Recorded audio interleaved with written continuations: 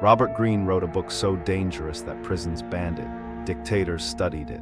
Millions of ordinary people read it and were never the same. There is one law inside that book that Greene himself calls the most ruthless of all. Law number 15, crush your enemy totally. Leave them nothing, no option for recovery, no second chance. Crush them totally. This is the law that shocks our moral instincts, the law most people resist, and according to Greene, the law most people break to their own destruction.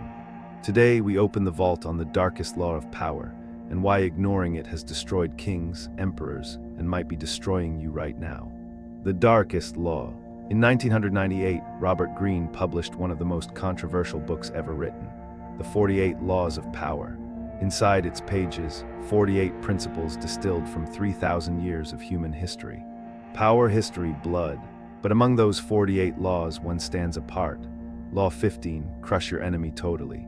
All great leaders since Moses have known that a feared enemy must be crushed completely.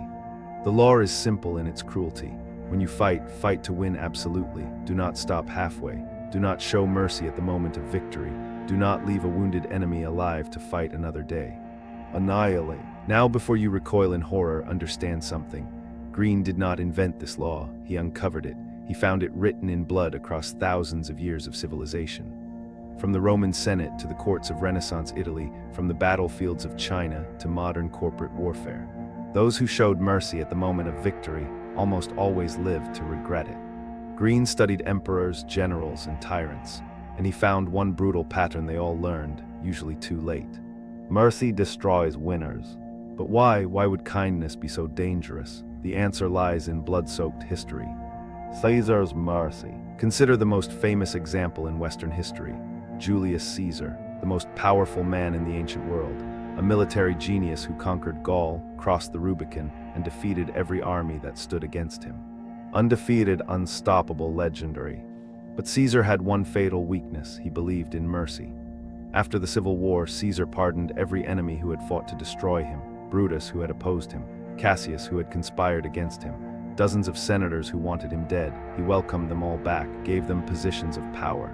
He believed, as he famously said, clemency is the noblest form of victory. And on March 15th, 44 B.C., those same men he spared gathered around him in the Senate, and they stabbed him 23 times. The hands that killed Caesar were the very hands he had pardoned. If this ancient lesson in power is opening your eyes right now, hit like and subscribe to unlock more treasures from the vault. Because what comes next might change how you see mercy forever. As Greene explains, Caesar's mercy did not inspire loyalty, it inspired contempt. His enemies saw his compassion not as strength, but as weakness to be exploited. And Caesar was not alone in this fatal mistake. Napoleon's era. Now consider Napoleon Bonaparte, perhaps the greatest military mind since Alexander the Great. Napoleon defeated coalition after coalition of European powers. He crushed armies, toppled kingdoms, redrew the map of an entire continent. Crushed, toppled, conquered. But each time he won, he made the same catastrophic mistake. He left his defeated enemies wounded but alive. After defeating Austria, he signed a treaty and left the Habsburg Empire intact. After crushing Prussia at Jena, he humiliated them but allowed them to rebuild. After destroying the Russian army at Austerlitz, he declared victory and went home. As Greene warns, a viper crushed beneath your heel, but left alive will rear up and bite you with a double dose of venom. And that is exactly what happened. Every nation Napoleon defeated came back, stronger, angrier, more determined than before. Revenge. They formed the greatest military coalition Europe had ever seen.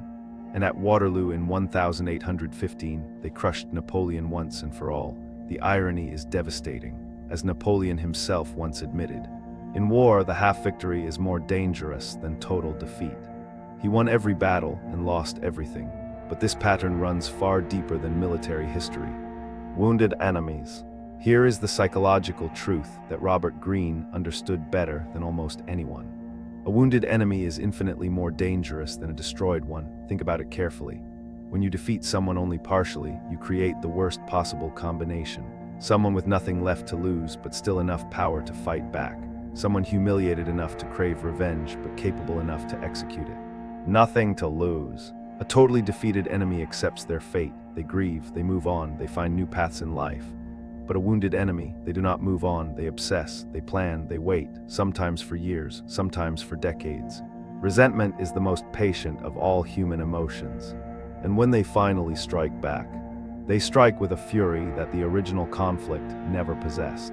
As Machiavelli warned 5 centuries before Greene, men ought either to be well treated or crushed, because they can avenge themselves of lighter injuries, of more serious ones they cannot. That single quote contains more strategic wisdom than 1,000 business books combined. Treat well or crush. This is not opinion. This is the mathematics of human nature, and it leads us to something even more disturbing. Half-measured. Half-measures. Robert Greene considers these 2 words the most dangerous phrase in the entire vocabulary of power. Half-measures kill. You see this pattern everywhere in modern life. The manager who disciplines an employee but does not follow through with consequences. The entrepreneur who competes half-heartedly against a rival. The person who confronts a toxic relationship but backs down before setting real boundaries. Every half-measure creates a half-enemy who becomes a full threat. Greene studied this pattern across ancient China. During the Warring States period, kingdoms that showed restraint in victory were invariably destroyed by the very states they had spared. Never do an enemy a small injury, for they are certain to repay you with a great one. The logic is brutal but mathematically precise. 1. A small injury creates deep resentment. 2. Resentment plus capability equals revenge. 3. Revenge always exceeds the original offense. 4. The cycle only breaks with total resolution. This is not cruelty. This is understanding that in any genuine conflict, the middle ground is quicksand. The worst fate for a warrior is not defeat, but an incomplete victory. You either cross to solid ground or you sink. And speaking of solid ground, what Greene reveals about the logic behind this law changes everything. Greene's logic. Robert Greene did not write Law 15 because he enjoys cruelty. He wrote it because he discovered a pattern that horrified him. The most merciful people in history met the most terrible fates. Let that sink in for a moment. Greene spent years studying the lives of the most powerful figures who ever lived, and he found that those celebrated for their mercy were disproportionately likely to be betrayed, to be overthrown, to die violently at the hands of those they had spared. Betrayed, overthrown, destroyed.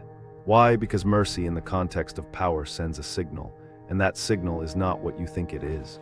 You believe you are communicating generosity and strength, but your defeated enemy hears something entirely different. They hear weakness, they hear hesitation, they hear opportunity. As Greene writes, your mercy will never be met with gratitude.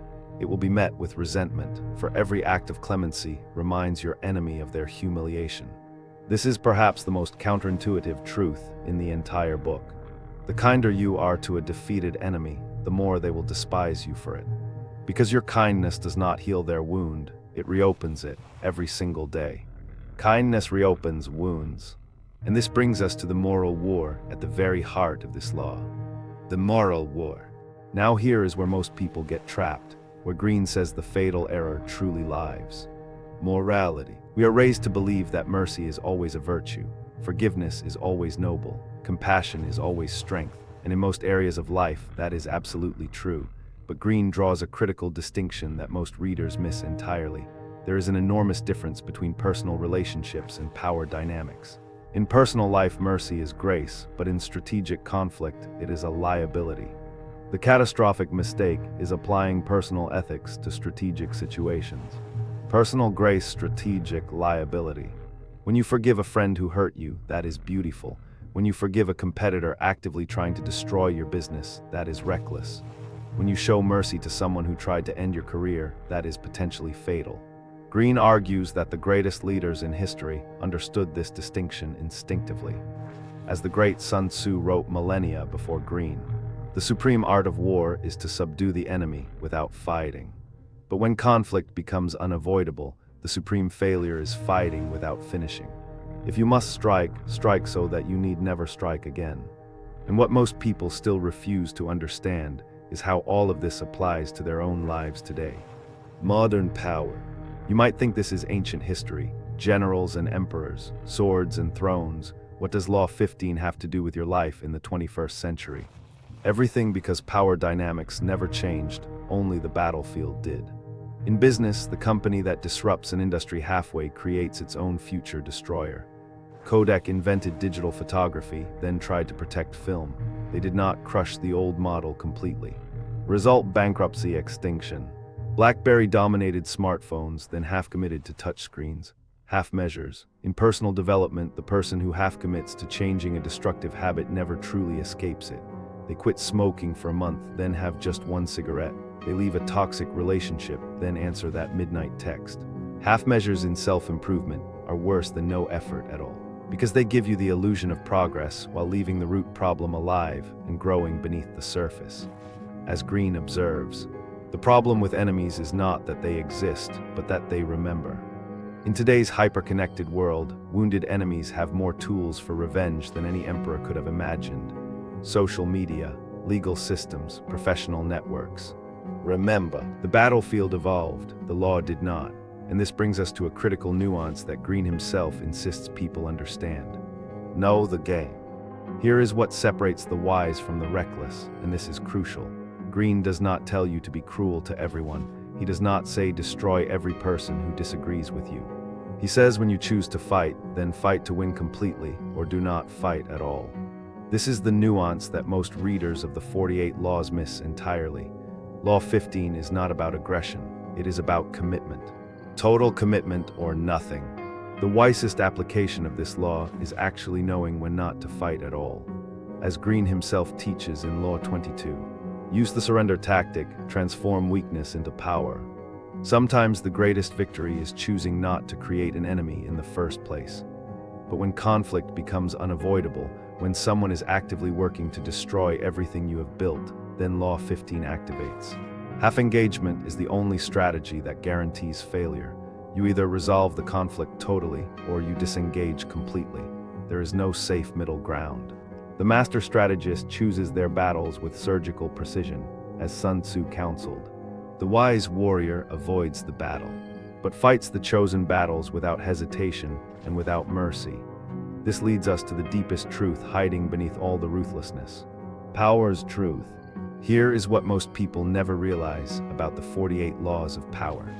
Awareness. The book is not a manual for tyranny, it is a mirror. Greene wrote it so that you could recognize when these laws are being used against you, so that you would never be caught off guard by the games other people play. The greatest power is understanding the game, even if you choose not to play. And Law 15, the darkest law of all, carries within it the most transformative lesson in the entire book.